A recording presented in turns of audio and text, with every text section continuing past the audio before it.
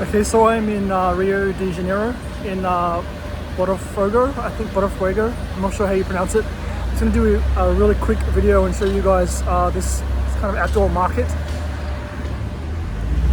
So it's really incredibly hot today. It's like 35 degrees Celsius, but there's all these like stalls set up all along this strip. It's really cute.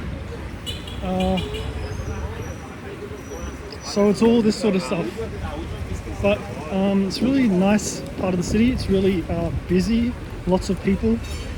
There's like an awesome beach just like 2 minutes down the road. Yeah, so I really love Rio. It's probably my favorite city in the world. I've only had one bad experience here, which was when a little kid tried to rob me, but generally it's a really safe and fun and awesome city. And yeah, I just love it. So this is Botofogo, I believe. There's like a nice restaurant here, and yeah, it's really awesome. All right, that's it. Thanks, guys.